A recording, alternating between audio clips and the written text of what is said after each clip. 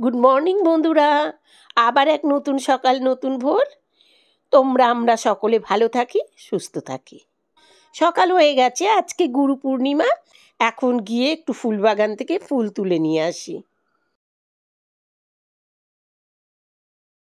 এ দেখো, অলরেডি আমি বেরিয়ে গিয়েছি। এবার ফুল তোলার জন্যে আমি যাচ্ছি। আর বলো না, সকালবেলা ফুল তুলতে গেলে কি হয় জানো তো, মর্নিং ওয়াকটাও হয়ে যায়, হাঁটাও হয়ে যাচ্ছে, ফুল তোলাও হয়ে যাচ্ছে। আর কিনে ফুলে না অতটা শান্তি লাগে না পুজো দিয়ে, জানো। এক কথা যদিও আমি তোমাদের অনেকবার বলেছি, আবারও বললাম, আমি ওই ফুল তুলে পুজো দিতেই পছন্দ করি। কিন্তু যেখানে ফুল থাকে না সেখানে তো কিছু করার থাকে না। তো এখানে আমাদের ফুল বাগান রয়েছে, অনেক বাগান আছে জানো, এপারে ওপারে, তোমার যেখান থেকে ইচ্ছে দুটো চারটে করে আমরা সকলেই ফুল তুলে নিই। যারা আমাদের কমপ্লেক্সে থাকে সবাই আমরা তুলি। তা আমিও সেই রকমভাবে তুলে নিই, যদিও আমি অনেকটাই বেলাতে যাই, যার জন্য আমি এক দুটো করে পাই। তো এক দুটো করতে করতে মোটামুটি আমার পুজো দেবার ফুল হয়ে যায়। চলো, এখান থেকে আমি কাঞ্চন ফুলগুলো পেরে নিচ্ছি। দেখো, এখানে কাঞ্চন ফুল পেলাম না, মাত্র দু তিনটে পেয়েছি। এবার যাচ্ছি অন্য বাগানটাতে, চলো। এই বাগানটাতে এসে তো আমার মাথায় হাত পড়ে গেছে। দেখো, একেবারেই ফুল নেই গো। এই কাছে কাছে কোথা থেকে এক দুটো হয়তো পারবো। আজকে যেহেতু গুরু পূর্ণিমা, মোটামুটি সকলেই ফুল তুলে নিয়েছে, সকলেরই ফুল একটু বেশি লাগবে আজকের দিনে, তাই তুলে নিয়েছে। এবার অবশিষ্ট যা পড়ে রয়েছে তার মধ্যেই আমি এক দুটো তুলতে পারছি। ওই ভেতরটায় তো যেতে পারছি না, ভেতরে বেশ কটা দেখা যাচ্ছে কিন্তু আমি সাহস পাচ্ছি না অতটা ভেতরে গিয়ে ফুল তুলতে। মোটামুটি আমার হাত যতদূর গেল আর কি, ততটা থেকে আমি ফুল তুলে নিচ্ছি।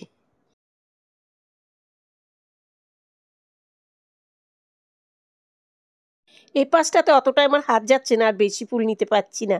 চলো, ওপারটায় গিয়ে কয়েকটা ফুল নিয়ে নিচ্ছি। এবার চলো অন্যদিকে। এখানে এসেও দেখো গুলাচি ফুলও নেই, আমার হাত তো গেলই না, তোমার কাকু এক দুটো পেরে দিয়েছে। চলো এবার দেখে আসি ও পাশটাতে। মর্নিং ওয়াক তো এমনিতেও করতেই হবে, হাঁটতেই হবে বেশ খানিকটা। তা হাঁটতে হাঁটতে যতটা পারা যায়। দেখো আমাদের চারধারটা কত সুন্দর, শুধু সবুজে সবুজ, সবুজে সবুজ। সকালবেলা এখানটা এলে না মনটা একদম ভরে যায়।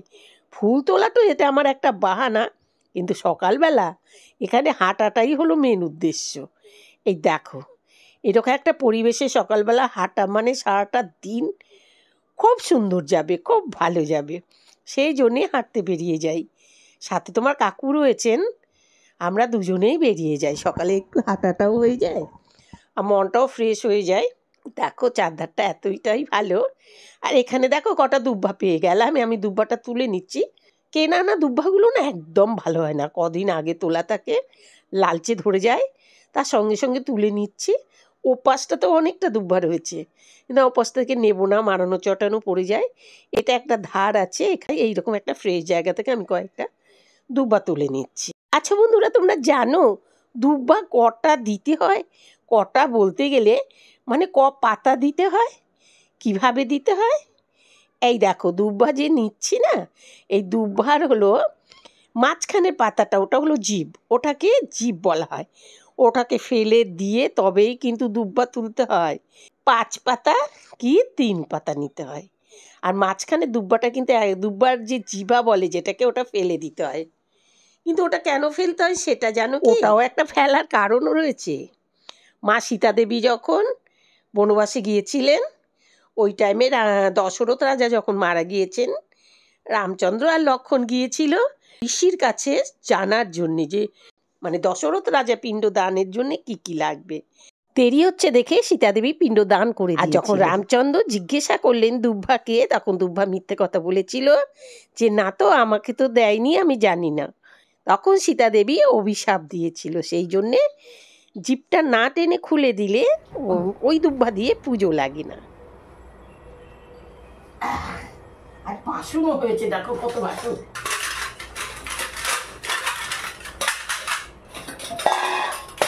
সিন্নি দেবো। সঙ্গীতা মেজেছে বাসন? হ্যাঁ, সঙ্গীতা মেজেছে। আমি সব বের করে রেখেছিলাম, সঙ্গীটা মেজে গেছে। আমি প্রদীপটা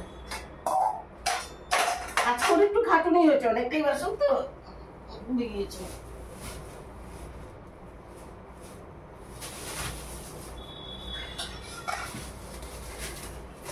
দেখি তোমার কাকু কি কি ফল এগোছে।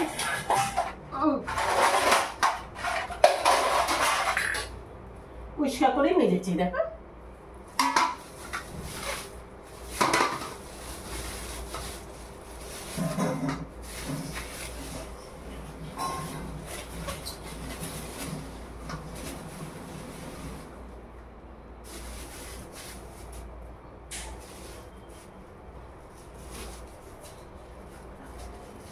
ফল অনেক হয়ে গেছে, ফল হয়েছে। ফল দেখিনি আর কি, কাকু বাজার করে আনার পরে কি কি এনেছে না এনেছে দেখলাম না, ফল ঠিকই আছে, অনেকটাই এনেছে।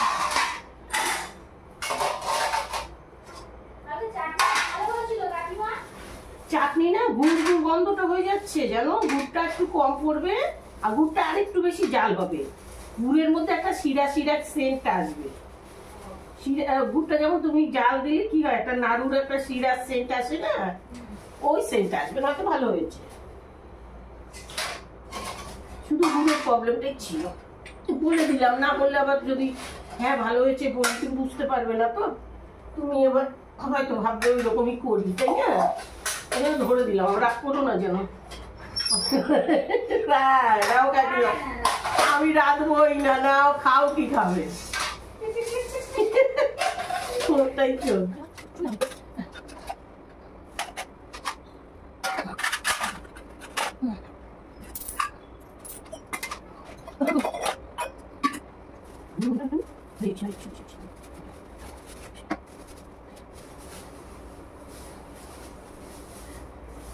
আজকে হলো গুরু পূর্ণিমা, তাই গুরু পূর্ণিমার জন্য ঘট পাতবো,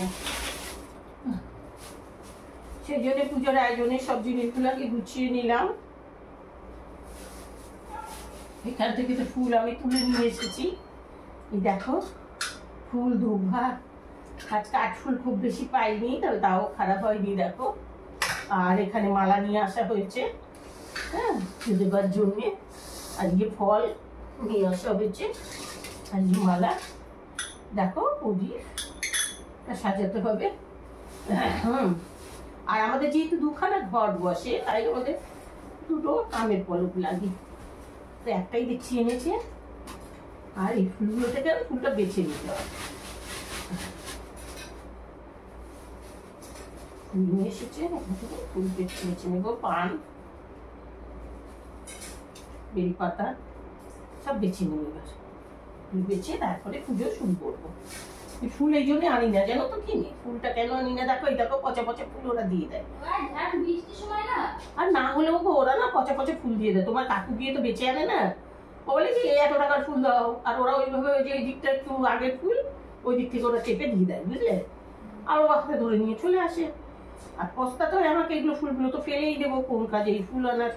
দুর্ভাগুলোও দেখো এত লাল পচা দুর্ভা, যার জন্য আমি ওই দুর্ভা নিজে হাতে তুলে নিয়ে আসলাম। একটা ফুলের টাটকা ফুলের পুজো আর ওই ফেলে চেলে দেওয়ার ফুলের পুজো একদম আলাদা, বলো? এই আরেকটা আছে, এই হলো ব্যাপার। দেখো বন্ধুরা, সবকিছু ধুয়ে গুছিয়ে নিয়েছি, এবার এইগুলোকে বানিয়ে নিচ্ছি। এই দেখো সব বানানো গুছোনো সব কিছু হয়ে গিয়েছে, ধুনো প্রদীপ সব জ্বালিয়ে নিয়েছি। এই দেখো এইভাবে করে সাজিয়েছি, কেমন হয়েছে অবশ্যই লিখবে কিন্তু। দেখো বন্ধুরা, আজকে হলো গুরু পূর্ণিমা, তাই গুরু পূর্ণিমার এখানে একটু লক্ষ্মীনারায়ণকে পুজো দিয়েছি। দেখো গুরুদেবকে এখানে পুজো দিয়েছি, এই দেখো দেখতে পাচ্ছ। এবার পাঁচালিটা পরে নেব। গুছানো কমপ্লিট হয়ে গিয়েছে, এবার পুজো দেব। আজকের ব্লগটা বন্ধুরা এখানেই রাখি, আবার তোমাদের সাথে দেখা হবে পরের ব্লগে। তত টাইম তোমরা ভালো থাকো, সুস্থ থাকো, সবাইকে নিয়ে সুন্দর থাকো।